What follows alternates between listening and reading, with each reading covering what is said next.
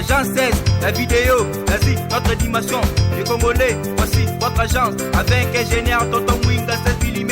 Papa, na Kevin, Agence 16, j'étais à Mila, Bazako, Kadeza, Kokola, toujours imité mais jamais égal. 16 mm. 16 mm. 16 mm. 16 mm.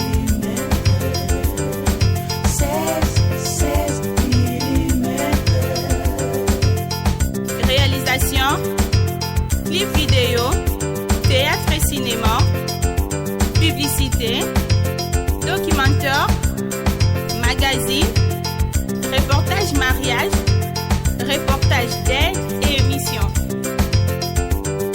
16 mm. 16 mm. Bote bandeko balandi ya émission bakende wapi nayebi ke boza ebele bomituni tant molai soki tozomona na lisute pona nini eza toujours na cadre ya koluka ba bonne œuvre biloko ya malamu oyo esengaka ke ofandi na ndako ozoyoka penza ke oyo nayoki ezali message ya solo lelo lisusu tolingaki koleka bino na pamba te tokendaki plus loin lisusu koluka moko ya ba réalité oyo ezosala lelo ezosala actualité na monde kasi bino bato ya poto bato ya partout bolobaki bomitunaki pe botunaki biyano mingi koyeba ke eske ya solo kokunda motu na Congo il faut muta sala ba dépense ebele service ya funérailles so ba funérailles est-ce que il faut vraiment bato ba gaspiller mbongo ya ebele kaka pona kokunda motu. C'est pour cela lelo tolingaki toluka amateur te toluka penda professionnel toluka professionnel oyo abandi musala oyo kala toyeba. Sans plus tarder nalina présenter les bino et invité nanga. Bonjour monsieur. Bonjour papa journaliste. Nalinga yi papa se présenter pour mokile ba nga na yebi nanga yo mais mokile ba yo penza kombo. Ngai Gilles Damakengo nazali entrepreneur na Kinshasa na tozali na entreprise funéraire oyo ebengami na kombo la servante du Seigneur. Toza implanté beaucoup plus na ville ya Kinshasa. Donc voilà notre métier primordial eza ba service funéraire. Ndenge nini bokoki kokunda mutu, ndenge nini bokoki ko organiser ba obsèques digne, n'est-ce pas? Ceux qui bozui kamoko ya décès. Voilà en première.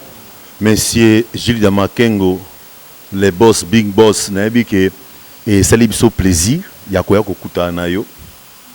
Mingi ezalaka ke bato balingaka bayeba réellement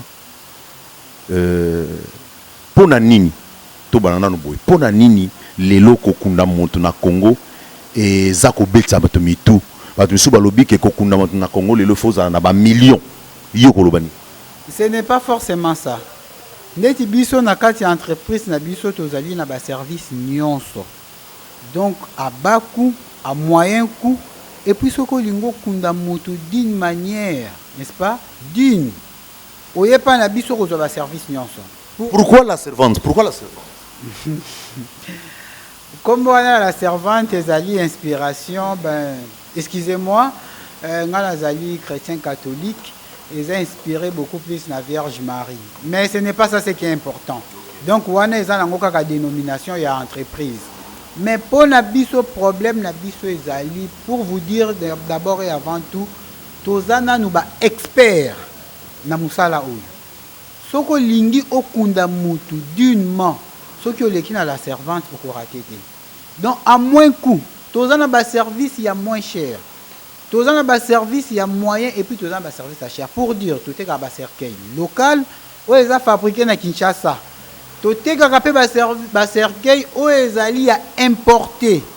Cela veut dire nous importons les cercueils de l'Afrique du Sud à Kinshasa, des États-Unis à Kinshasa, Portugal, Canada et consorts. Donc c'est pour dire bisondé toza bondeti moi premièrement nazana nous préserve vendre à ba cercueil à ville à Kinshasa. Et puis Nous avons des partenaires extérieurs, à l'extérieur. Tous en extension, dans la Poto Bolanda, tous en extension, na Kati à Paris, na France. Na yebi mwana nyonso oya bengami mwana ya poto ayebi Laurent Kapangala. Na makambu ya rapatriement ya bakor ya bandeko na biso ba congolais pour ya Kinshasa. Donc ba recourir kaka epa ya Laurent Kapangala. Tuna tokokoma. Tolingaki to kota na profondeur, to comprendre réellement service funéraire ezo salama lelo nengeni pona nini. Parce que bato lokuta bakomi mwa mingi. Bato bazolia bato mbongo pamba bakomi mwa mingi. Toyaki koluka yo espère parce que toyebi ke epai na tozana ba vraie précision. Yo yebisa biso. Lelo soki balingi kokunda mutu na bon na ebité soko otanga ba prix soki ndenge nini mais po okunda mutu na azala quand même azala za na valeur ou bien azala na valeur te po okunda mutu lelo na ville ya Kisasa. Est-ce que zo senga ba millions? Pas forcément. Omoni kokunda mutu lelo na Kinshasa. Catégorie nyonso lilo kunda kokunda. Pour dire que corps mon côté tigala éternel na morgue. Donc ce qui mutu azana mais baza bato bazoko kunda mate famille za na mbongo te. Ba ye pena na mbongo musudu ayepe tamsumo na baza pe na moi 2000 mais bakundi mutu te. Kokunda mutu ça dépend de la catégorie na possibilité à famille. N'est-ce pas? Ce qui besoin mbongo muke à supposer. Ce qui n'est besoin à $500, vous pouvez organiser les obsèques na $500. Ah tikolo baboy. Honnêtement parce que tant on a zolo banabino bongo eza amateur mutazolo bate. Eza expert mutazolo ba. Donc makambu o ya funérailles je le maîtrise de A à Z. Ce n'est pas pour se vanter. N'est-ce pas? Parce que j'ai des partenaires là-bas mindele o na travail na bango la musala o. Na $500, tu peux t'organiser à supposer. Au doit cavo. O ba bengaka trop communément, n'est-ce pas? Na $50. Batonga te kaka batimoli bonga. Piso to yebi ke libulu ezalaka pona ko zwa libulu tant so ba $200 ba $150. Ndiango ndenge na yuté ko loba tantôt, l'union surtout eza catégorie par catégorie. Donc avec $50 ko za pe cavo. Donc wana ngena énuméré ba biloko o eza vraiment ya kumoko ya se. Ndeti cercle à moins cher pour ko za na $150. C'est vrai. Ah oui. Cercle à moins cher pe na $150. Au za pe ben pas forcément rose à fait corbière. Bah corbière paye à moins cher paysager. Donc chapelle ardente et ça n'en peut qu'à normal, n'est-ce pas? On a qu'à beaucoup d'amour avec $500 pour organiser peu d'obsèques. Beaucoup d'extravagance. Mais à savoir, ceux qui bolini peut beaucoup d'amour tout n'a bino dignement. Ezali. Cercle à $2,500. Cercle métallique, c'est qui importé. Donc il y a des familles qui viennent ici pour organiser les obsèques à $30,000. Là, vous voulez aller au-delà. Bata bana poto na ye to yeko luko expert. Omoni na lingi mbala oyo bobenga lisute bolo ba ote to yoki biente. Bozoka na $30,000. Bato bako sala matanga na $500 oko kunda pe mutu. Donc na lingi bolanda malamo poto ye to zarbiso nyoso to za na ide moko. Ke ezala te ke oto yoka ki biente. Ba o bazo ke ne ko baby saka ba mbongo par-ci par-là maison yango bokozo ba numéro o sala ka soki recours mbalamo awa e kozala mieux ke o kende ko luka par-ci par-là ezamo mobulu to continuer na biso na $30,000 na $30,000 à moins que ça paie au korukozo ndeti soko lingi extravagance pas na biso tozana ba corbière de luxe tozana ba cercueil de grande qualité s'il vous plaît. Des grandes qualités importées na kati ya carton tozo fungolela wango nde baloba pempa neuf 0 kilométrage vraiment. Donc voilà, donc soko lingi okende no na extravagance tant mieux. Soko lingi po kundano ordinaire na $1,000, ça va na 2,000 na 3,000 na za ba correspondance ebele na poto na yebi ke ba na poto soki bazolanda elongyo soki ba monyango ba mo balobia mutu na biso asala biso ba service ebele. Ce n'est pas une figure, n'est-ce pas, oyasika na kati ya bana poto puis kombo ya la servante na yebi ke botoka ba cede na bino déjà ba image na tinda raton botala bomonaka la servante du Seigneur mutu organisé ba obsèque na biso. Donc voilà. OK, nalingaki ngala lingaka kosolola na ba preuve à l'appui parce que tozali na maison pas tozomona ba cercueil nyonso ezali. Européen ça biso différence à ba cercueil parce que lelo ezoye banalisu te parce que dernièrement bataki kobenganga nasopesa mama Sylva je crois aza na Paris wana ataki kobenganga ebisinga bibi yaya olobi makambo ya kokunda batu mais opesi biso ba précision bien te tozwa nanu tolakisa nanu bacercueil cameraman na biso papa totelema mpenza tozwa nanu bacercueil tolinga preuve à l'appui oyo ezali baimporte soki sikoyo boye ezali ezosalama awa donc ndenge outi oloba tanto eza importé eloko nyonso eza importé leloko euti libanda voilà oyo eza bacercueil importé awa donc ezali direction générale awa toexposaka kaka baimporté mais toza na extension mosusu kuna totyaka bacercueil locaux n'est-ce pas wana eza api wana eza na bongolo n'est-ce pas omona bapompe funèbre mpe eza ebele mais biso mpe toza wana donc todémarke mpe kaka kati ya bapompe funèbre mosusu voilà sikoyo kotala neti oyo na par rapport soki neti mutu nyonso akosomba na yango parce que ata prix moko moyenne bato bazala bango na bambongo mingi te wana bakozwa na bango oui mpona kosomba yango esengi nango te ke oteka soki immeuble ya building non donc eza kaka motu oyo mosusu akufi olingaki ye mingi olobi non natie liboko na poche bos ndenge bato balobaka kendaki kokunda bato na kisasa ezalaka trop cher seki bakosaka na bango kokosa pas tellement mais ezodépendre nango kaka na volonté ya motu mais kokunda eza nango mpe vraiment cher te n'est-ce pas okoza no mpe na mbongo ya moke mpo okundi no motu mpe bien ndeti oyo eza cercueil eza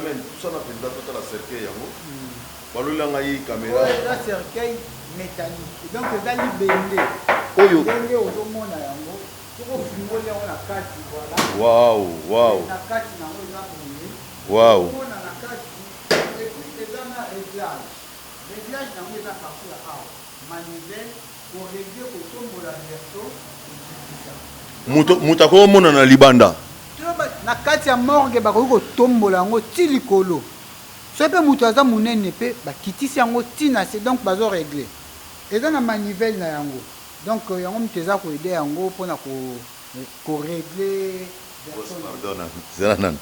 cercueil oyo bandeko balandi cercueil oyo eza métallique eza libende oyo yoka ezali libende donc ekoki kotombwama mpe ekoki kokita seke eza motuya vraiment te nayebi te motuya ezodépendre mpe kaka na bapossibilité ya motu na motu voilà eza vraiment motuya mpenza te parce que biso tozosala service moko eza social awa na la servante okokuta toute sorte ya bacercueil parce que oyo tozosolola na ye azali moto azo kibudi te aza moto ya métier donc ayebi eloko nini il faut apesa epai ya bato mais balobi motuna mo bandeko mo atuninga bina tuna yo bosambela ndeni question wana bato bakufa o tuni question wana eyelaka biso mingi vraiment bamiso bakoma ojouer au galerie mpona kaka batuna biso mais motu moko talingaka malere ya motu na mokili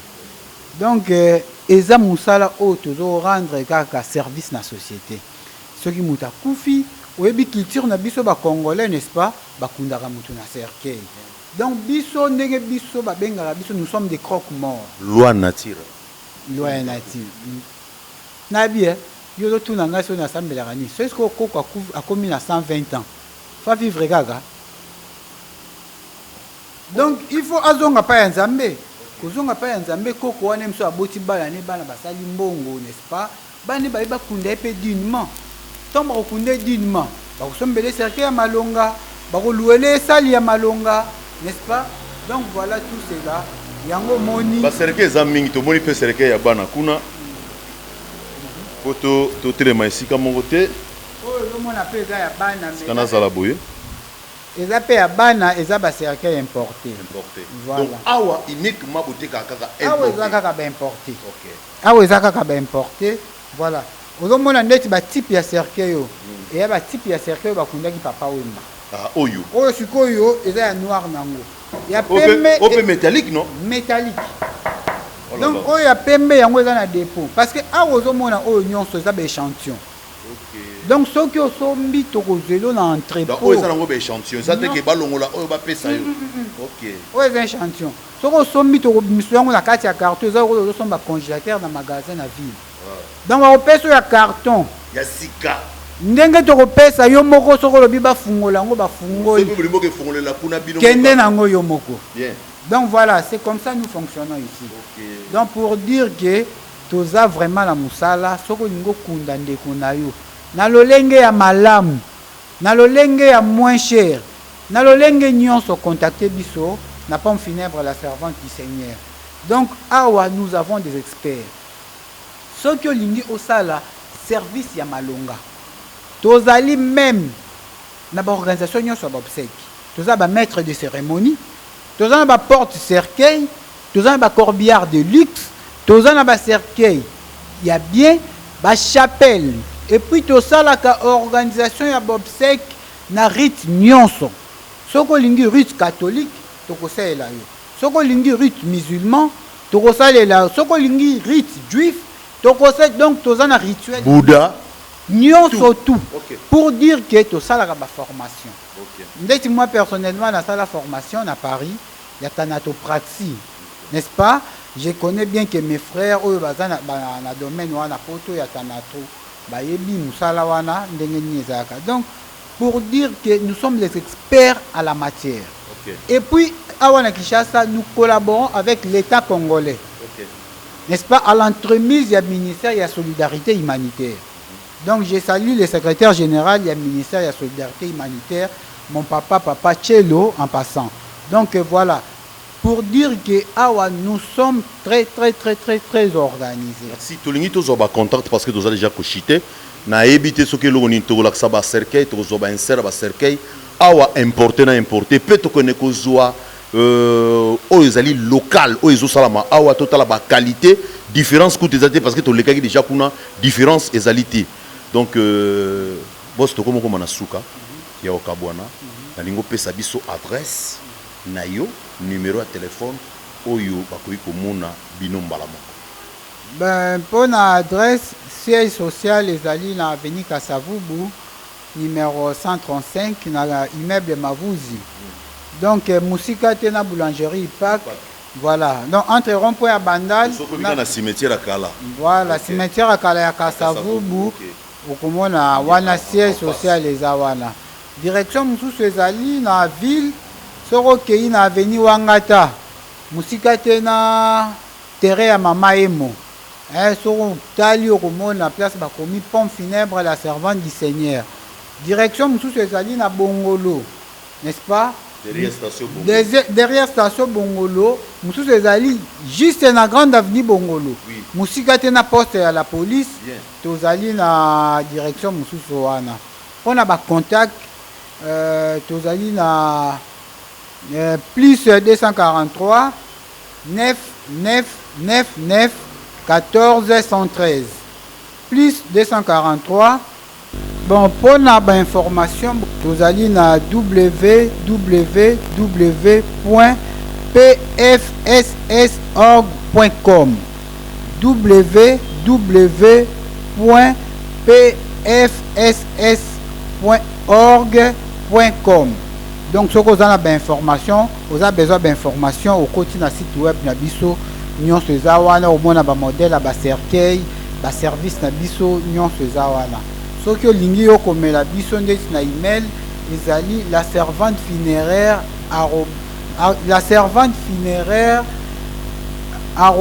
@yahoo.fr.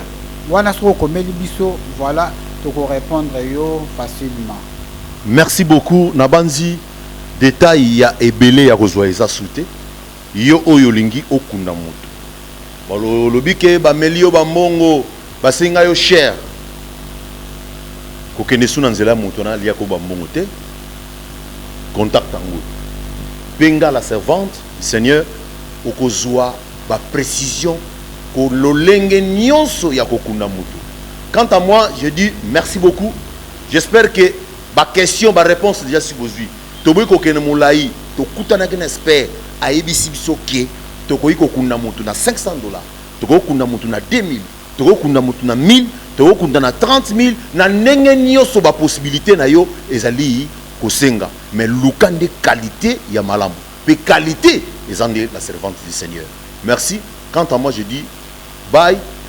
Merci na bandeko nyonso comme Gucci Sinda na cameraman, Sele Lukanu na Canada, Tom Sita Lukanu na Paris, na France wana. Donc boza ebele les grands bacheliers, les grands bacheliers vieux yebi na bosana ote na zano toujours na motema na ngai. Quant à moi, je dis au revoir et bye. Agence 16, la vidéo, vas-y, notre dimension. Les Congolais, voici votre agence. Avec ingénieur Tonton Mwinga 16 mm. Papa, na Kevin, agence 16. J'étais à Mila, Bazaboka, Tessa, Cocola, toujours imité, mais jamais égal.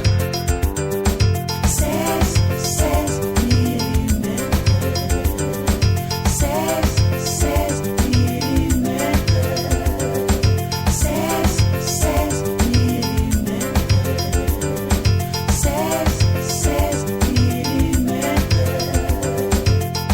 Réalisation, clip vidéo, théâtre et cinéma, publicité, documentaire, magazine, reportage mariage,